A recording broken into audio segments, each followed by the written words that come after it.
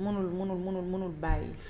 xam nga je pense que les deux là kooku ak ku topp ci kooku dañ doon jouer jeu de yooyu dañ doon naxante seen biir. parce que yaakaar naa kenn ki daa bëggoon saraxe waa ji. waa ji dem ne kenn du ma saraxe mujj a saraxe keneen ki. parce que soo yónnee ab ndaw ci benn sommet. nga am xam ay prémices peut-être.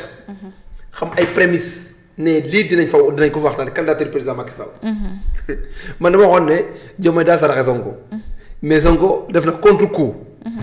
ne gars yi ne selon les informations que ne saa waay daa créer injoignabilité. vrai ou faux ñun xamuñu ndax demuñu sommet ba fekk ñu appel ya waaye li am solo mooy lu leer ne président Macky Sall saisir na Diomaye. pour son soutien à sa candidature. et que 54 États Sénégal du monde. Plus de 40 États sont prêts à valider et ils demandent même au président Macky Sall d'officialiser sa candidature pour le poste de secrétaire général de l'ONU. Et gis nañ des organismes internationaux comme Crans Montagna, ils ont porté la candidature du président Macky Sall. Et beaucoup de fondations aussi, tu verras dans les semaines à venir, beaucoup de fondations et beaucoup d'institutions internationales vont porter la candidature du président Macky Sall et beaucoup de continents. Et aujourd'hui maintenant, le Sénégal, qu'il le fasse, qu'il ne le fasse pas, il est déjà très mal vu. Le fait que ñoom defuñu ci dara. Le fait que de un, au niveau du sommet de Abeba, qui devrait probablement parler, discuter des questions de la candidature du président, étant donné que les gens, il y a eu des premiers ministres qui ont été envoyés par le président. C'est la conférence des chefs d'État. La conférence des chefs d'État, ce n'est que les chefs d'État qui ont les prérogatives de participer et d'en parler. Donc peut-être loolu taxoon ñu ne dañ koy defal visioconférence. Mais visioconférence boobu ce sera le karma. Parce que yaakaar naa visioconférence boobu peut-être Diomaye il ne sera pas injoignable. S'il est joignable, quelle sera sa position? Mais quoi qu'il advienne, c'est le Sénégal qui sera très mal vu et que le niveau de ñoom panafricanisme en réalité ils ne le sont pas. Parce que quand tu es panafricain et que tu promets le panafricanisme c'est l'amour de l'Afrique, l'amour aux compatriotes africains et la défense que l'on doit porter sur toute personne venant de l'Afrique étant un produit de l'Afrique. Et que le poste secrétaire général de l'ONU est un poste tellement stratégique que chaque pays aurait bien aimé avoir une personne qui pourrait prétendre à diriger ce poste. Rawatina nag nga xam ne tous les institutions au monde adduna yëpp nangu nañ ne trajectoire du président Macky Sall sur le plan mondial amul coup de un premier départ mosul am. président de la République ancien président de la République rek bu nekk secrétaire général ONU Ban Ki-moon bii nekk fii nii xam nga António Guterres bi nekk fii moom ni il était ministre au Portugal. ministre la woon rek kii nag dafa nekk maire nekk ministre de l'intérieur nekk ministre des mines nekk directeur Petrosen nekk premier ministre nekk président assemblée nationale nekk président de la république nekk président CEDEAO nekk président Union africaine nekk président comment dirais-je l'envoyé spécial du pacte de Paris pour la paix et la stabilité en même temps nekk le chargé des affaires climatiques de l'ONU kooku noonu background bu mel ni kooku noonu koo xamante ne ñëpp la ko nangu ñëpp a ko nangul du Poutine du Joe Biden du Kim Jong-un du Chine ñëpp a ko nangul kooku noonu tey mais nga porté candidature am bar di ko ci mbartal la pousse mu dem ñàkk a pousse mu dem dafa dine dafay rafet et que président Macky Sall képp koo xam nga mën na wax ne man sama yoon nekku ci ñu ànd ak man ñekk ànd ak man laissant année que man dama koy doon mais pour le mettre devant le fait accompli il faut ñu mu wax ne sama dëkk bi ma juddoo suñ ma porté wul man du ma dem c'est à eux maintenant de voir ñun xam nañ ne président Macky Sall c'est un homme très digne qui a la dignité en bandoulière il aime le Sénégal d'un amour qui lui arrache les larmes du def mukk loo xamante c'est en déphasage avec le Sénégal donc aujourd'hui c'est à Diomaye maintenant de prendre ses responsabilités et nous l'écoutons le monde l'écoute le monde l'écoute du Sénégal du Afrique du Asie du Océanie du Amérique du Europe de l'Est du Europe de l'Ouest ñëpp a koy déglu ñëpp a koy déglu ñëpp ay déglu baati Sénégal ci candidature président Macky Sall et ñun aussi on les écoute toutes les partis de l'opposition ont soutenu la candidature du président Macky Sall toutes les partis Cheikh Omar Anne de la nouvelle responsabilité il a soutenu la candidature du président Macky Sall comment dirais-je Yeesal kii nii comment dirais-je Modou Diagne Fada il a soutenu la candidature du président Macky Sall Omar Sarr ils ont soutenu. Si jamais ils ne soutiennent pas, qu'est-ce qui peut se passer? Si jamais ils ne soutiennent pas, cela ne peut pas impacter sur la candidature du président Macky Sall.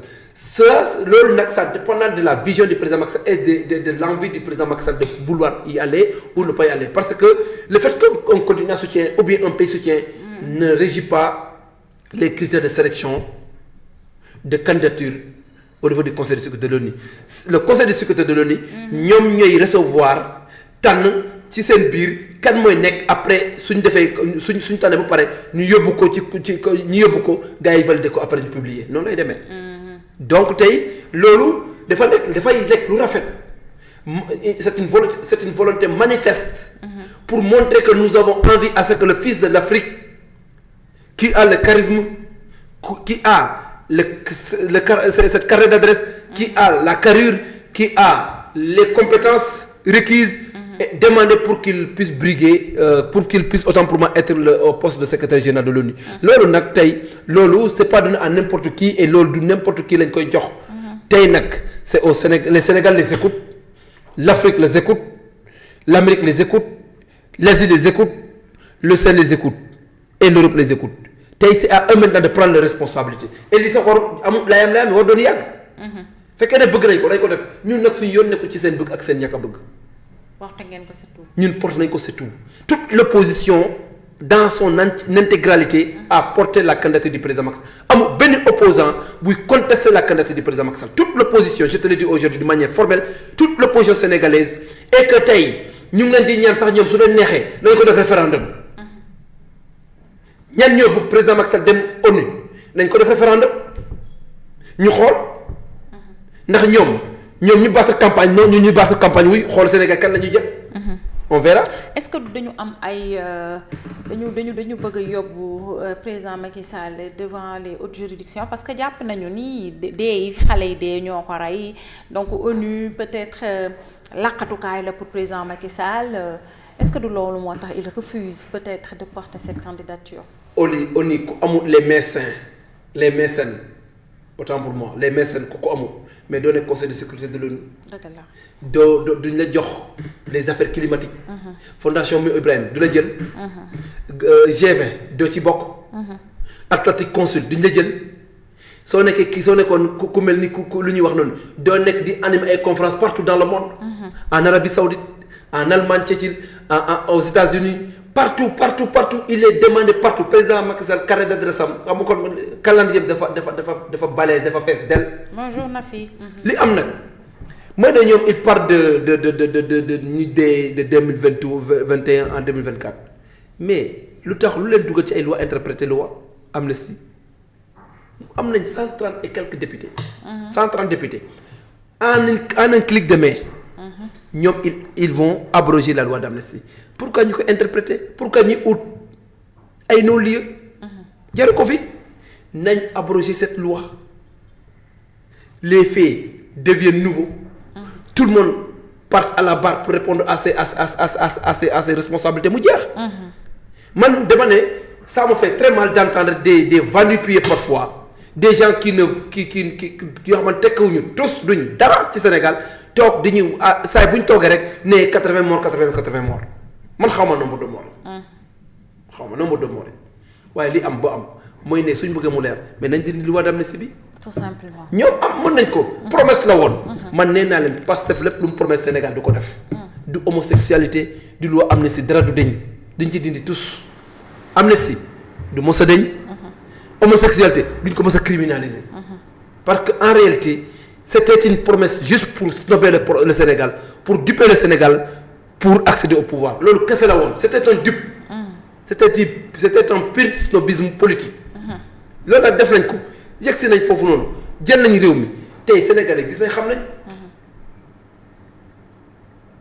mort ku ñu la woote appel à un mortel combat appel à un choc qui fait plus qu'il y a des victimes plus que Macky subit une pression mais kooku noonu lu ko gën a grave amul loolu. puisque mu am ay victimes puisque diw di subir ay pression mais loolu ko gën a grave dafa am ngeen toog fi dañuy emmerder dañuy sonal ci ay wax yoo xamante ne ci ay 80 morts yi ñun da ngeen doon wax ne ñun yéen la ñuy protéger ñun bëgguñ ngeen protéger ñun waa APR soxlawuñ ngeen protéger ñu. parce que xam nañ ne yéen vous êtes nos ennemis jurés bëgguñ leen ñu su ngeen mënoon ñun kenn ci ñun du dundoti loolu ñun xam nañ ko. vous ne nous aimez pas et nous aussi on ne vous aime pas non plus. Et que la loi d'amnistie est là vous avez la majorité à l'Assemblée nationale mais enlevez leen ko. ñun ñaanuñu dara soxlawuñu dara ñoom am nañ Assemblée nationale dip ndax nañ peuple Sénégal.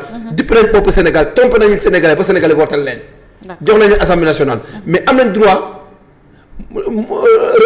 abroger loi amnistie mais nañ ko def.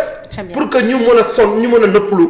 ci diw moo rëy diw moo def lii ñépp mu leer ni midi. dañ ko dindi.